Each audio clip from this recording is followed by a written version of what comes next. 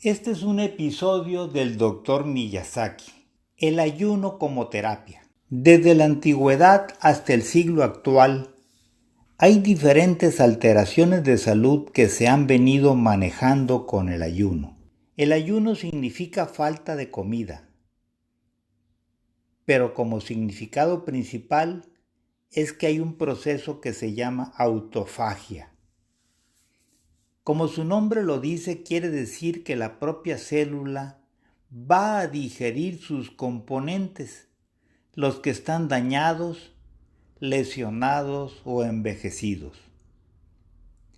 Ese proceso de autofagia es un proceso de limpieza. El organismo de las células va limpiando todos los componentes viejos como los de cualquier máquina que se descompone. Por ejemplo, si hay infección, esos componentes se van a utilizar como los aminoácidos a la manera de piezas de repuesto para las nuevas células, tan buenas o mejores que las que se habían formado anteriormente. La gracia que se tiene en este proceso de autofagia es que los ácidos grasos se utilizan como combustible directamente, o bien que se transforman como glucosa y entonces se consume como combustible. Ese proceso de limpieza tiene la intervención de 20 genes. Así se da el proceso de degradación de los componentes celulares. Los aminoácidos pueden seguir dos caminos.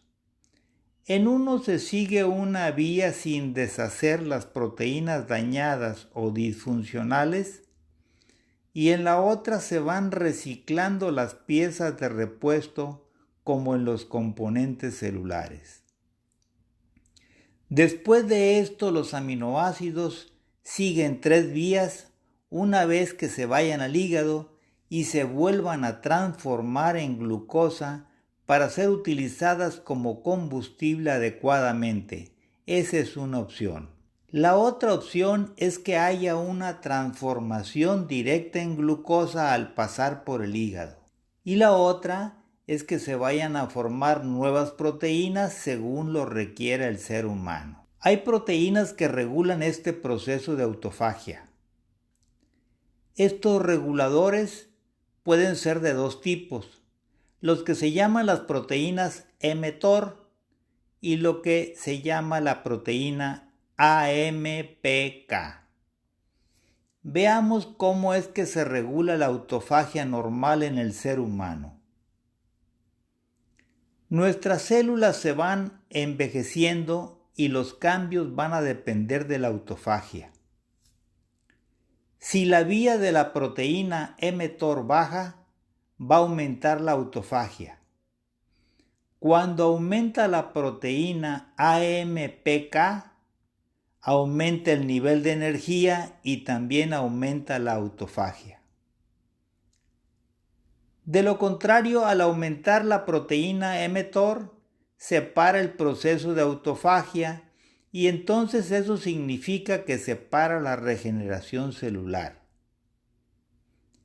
Igualmente, al bajar la proteína AMPK, que es la que nos va a dar la energía, va a bajar el proceso de autofagia, indispensable para nuestros órganos. Se ha descubierto que hay una serie de inhibidores del mTOR, lo que va a aumentar la autofagia. Se ha venido utilizando así la rapamicina como medicamento para detener la reacción al trasplante. Lo que hace la rapamicina es aumentar la autofagia, al igual que sucede con otras sustancias como el resveratrol, la quercetina y la curcumina. Son las sustancias principales que van a dirigir este proceso y que se van a seguir utilizando para aumentar el proceso de autofagia y contribuir así a la terapia de diferentes padecimientos. Hay algunas creencias negativas con respecto al ayuno. Se nos ha hecho creer que el ayuno quema el músculo y por eso la resistencia de mucha gente a él, sobre todo quien quiere tener una buena imagen, o sea que el ayuno no debe de practicarse. La verdad, eso es un argumento que cae por su propio peso por la explicación anterior. El ayuno se puede aplicar sobre todo en la atención de diabetes, de cáncer y de enfermedades neurológicas, incluso en las enfermedades autoinmunes. Prácticamente, si se dan cuenta, el ayuno es de utilidad para todos los padecimientos crónicos degenerativos, que son los problemas principales que suceden en nuestra etapa actual de desarrollo desde el inicio del capitalismo y sus características del alto consumo de alimentos procesados con su generación de químicos, de la contaminación ambiental y de la generalización de la exposición a ondas electromagnéticas. Por esto es que los padecimientos degenerativos se han incrementado extraordinariamente. Ahora, ¿cómo vamos a utilizar el ayuno en estos padecimientos? Hablamos de ayuno de autofagia. En la diabetes el 90% es tipo 2 y un 10% tipo 1. ¿Qué quiere decir esto? Que la persona con diabetes tipo 2 adquirió el padecimiento como resultado de la alimentación. Y en caso de la diabetes tipo 1 como resultado principalmente del estrés y la contaminación de químicos que llegan a dañar por su tipo de reacción de estado alérgico o tipo inmune y se daña el páncreas. De aquí que es probable que la diabetes tipo 1 no sea de herencia, sino que sea adquirido también por los químicos del medio ambiente y el ambiente social.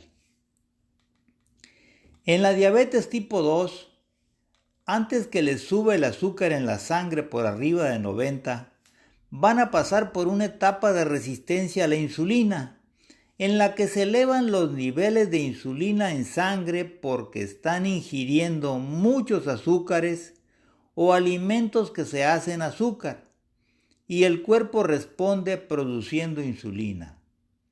Y entre más veces coma, cada vez que coma es un disparo de insulina del páncreas. Se va elevando el nivel en la sangre y eso trae trastorno del nivel de insulina. Porque la insulina es la única hormona que tiene patitas de recepción en todas las células del cuerpo y por eso influye en la producción de todas las demás hormonas. Así la insulina tiene relación para poder engordar, para ello es indispensable la insulina. Claro que requiere también que coma azúcar o alimentos que se hacen azúcar. Por esa razón, casi todas las personas tipo 2 son de cintura ancha la gran mayoría. Cuando una persona con diabetes tipo 2 se ha adelgazado, puede ser por varias razones. Una de ellas es que llegó a tal nivel de producción de insulina hasta que empieza a fallar el páncreas del exceso de producción de esa insulina. Entonces la persona con diabetes tipo 2 pasa a adquirir diabetes tipo 1 también. Y por eso cada vez hay más gente teniendo diabetes tipo mixta, pues se empieza a dañar el páncreas. Cuando hay resistencia a la insulina, la mejor cura, la más efectiva que cualquier medicamento en el mundo, es el ayuno y no cuesta. Ahora, no se trata de aplicar indiscriminadamente el ayuno, sino usarlo de la manera correcta.